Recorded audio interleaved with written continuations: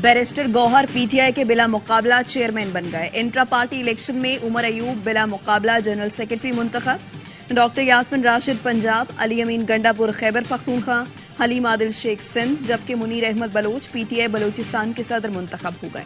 Barrister Gauhar कहते हैं, सरबराह PTI का फैसला ही हमारा फैसला है। अकबर एस बाबर का इंट्रा पार्टी इलेक्शन चैलेंज करने का ऐलान। कहते हैं, अंडरग्राउंड लोगों के कागजात नामजदगी जमा हो गए, ग्राउंड पर मौजूद लोग नजरअंदाज हुए। इलेक्शन कमीशन के सामने हकाइक रखूंगा, वही फैसला करेगा। Chief election commissioner PTI Niazullah Niazi ने इल्जामात मुस्तरद कर दिए। बोले, अकबर एस बाबर मुकर्ररा वक्त के बाद दफ्तर आए, अमले से मिले, ना कागजात नामजदगी तलब किया। वो तो पीटीआई के रुकन भी नहीं है। पीटीआई के वकील इंतजार पंजोता कहते हैं, अकबर एस बाबर जिस आइन की बात कर रहे हैं वो भी तब्दील हो चुका है।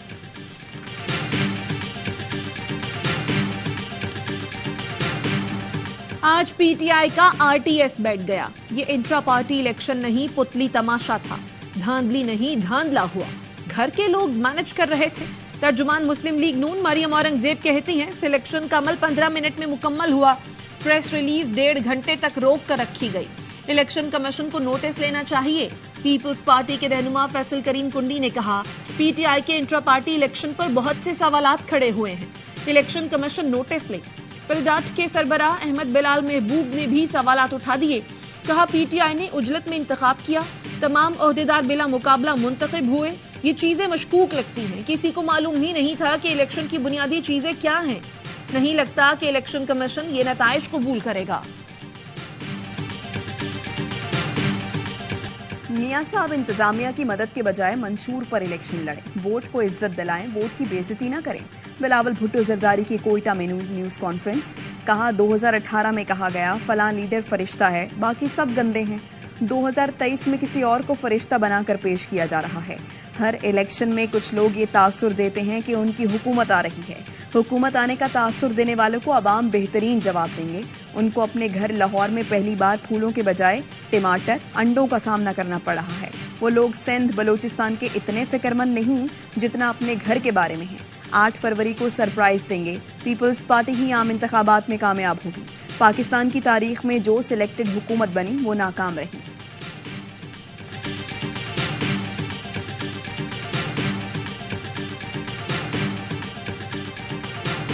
18वीं तरमीम अधूरी है, नून लीग मुकम्मल करेगी। लीगी रहनुमा एहसन इकबाल कहते हैं, 18वीं तरमीम का मकसद इख्तियारात निचली सतह तक पहुंचाना था, हम इसे मंतकी अंजाम तक पहुंचाएंगे। 18वीं तरमीम खत्म करने की कोई तजवीज ज़ेरे गौर नहीं। राना सना ने कहा, हमारे खिलाफ बात करके पीपल्स पार्टी वोटर को मुतासर करना चाहती है। नवाज शरीफ और शहबाज शरीफ के जेर सदारत मुस्लिम लीग नून के पार्लिमानी बोर्ड का पहला इजलास, सरगोदा डिवीजन के उम्मीदवारों के इंटरव्यूज मुकम्मल। एहसन इकबाल ने मीडिया ब्रीफिंग में बताया, बेहतरीन उम्मीदवारों का चुनाव करके टिकट जारी किए जाएंगे। अडयाला जेल में साइफर केस की समाअत। सरबराह पीटीआई ने कहा, बतौर वज़ीर आज़म मामले की तहकीकात का हुक्म दिया था। उसमें जो लोग मुलव्वस हैं वो ताकतवर हैं, उन्हें बचाने की कोशिश की जा रही है। हमें बकरियों की तरह बंद कर दिया गया है। नवाज शरीफ को वहां से यहां ले आए। शाह महमूद कुरैशी ने कहा, ऑफिशियल सीक्रेट एक्ट के तरमीमी कानून से सदर भी इनकारी है। सदर को अदालत तलब किया जाए, वो हलफ देकर बताएं कि उन्होंने ये तरमीम मंजूर की या नहीं। अदालत ने कहा, आप पर आरिफ अलवी वाले तरमीमी कानून की कोई शक लागू नहीं होगी। आपका ट्रायल ऑफिशियल सीक्रेट एक्ट के शक 9 और 5 के तहत होगा। मेरिट पर कार्रवाई करेंगे। खुसूसी अदालत ने केस की समाअत 4 दिसंबर तक मुलतवी कर दी।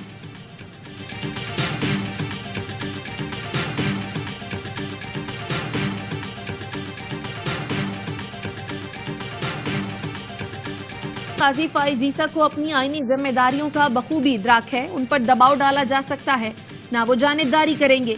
सरबराह तहरीक इंसाफ के खत पर सुप्रीम कोर्ट ने एलामिया जारी कर दिया। लिखा, 1 दिसंबर को दरखास्त मौसूल हुई, दस्तावेज तैयार करने वाले वकील का नाम और राब्ते की तफसील नहीं थी। लिफाफे के मुताबिक दस्तावेज इंतजार हुसैन पंजाता ने कोरियर की थी। हैरान कुन तौर पर सरबा मोहर लिफाफे में मौसूल होने वाली दस्तावेज पहले ही मीडिया पर जारी की जा चुकी थी।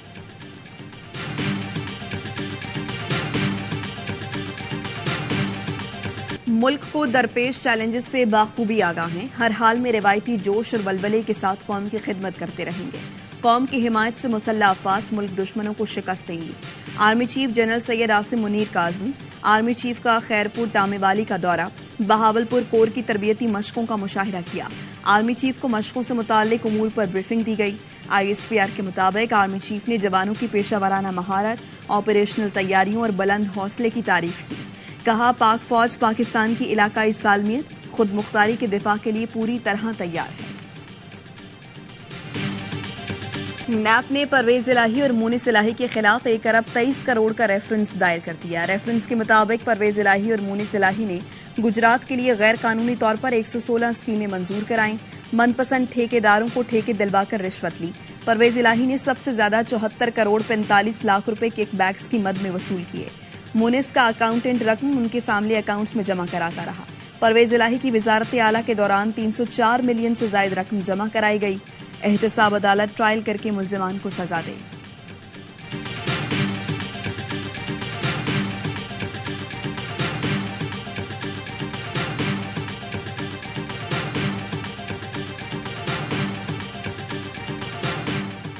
€1 मिलियन समेत हमारे अकाउंट्स में मौजूद तमाम रकम डिक्लेयर्ड है। इनका रिकॉर्ड FBI में ज़राए और मनी ट्रेल के साथ इंदराज है।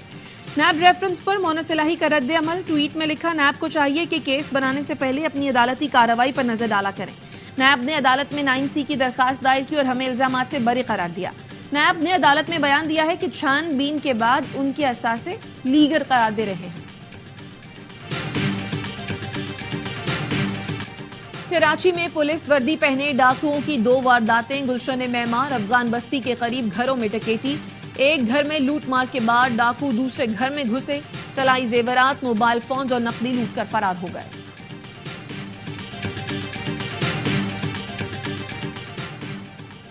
मुनशियात फरोशों की सरपरस्ती करने पर IG सिंध की पुलिस एहलकारों के खिलाफ कार्रवाई। मटियारी, जामशोरो, बदीन के 3 इंस्पेक्टर, 4 सब इंस्पेक्टर, 2 ASI और कांस्टेबल्स को मुअत्तल कर दिया।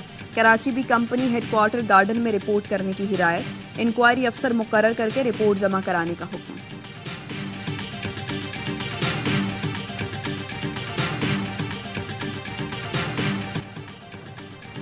HBL PSL सीजन 9 की एक और कामयाब ट्रेड। कोयटा ग्लैडिएटर्स के star foot fast bowler Naseem Shah Islamabad United में शामिल। इस्लामाबाद के अबरार अहमद और वसीम जूनियर कोयटा का हिस्सा बन गए। नसीम शाह कहते हैं, अलविदा कहना आसान नहीं होता। कोयटा ग्लैडिएटर्स के साथ सफर खत्म हुआ। मौके देने पर कोयटा की टीम और एतमाद करने पर नदीम उम्र का शुक्रिया अदा करता हूँ।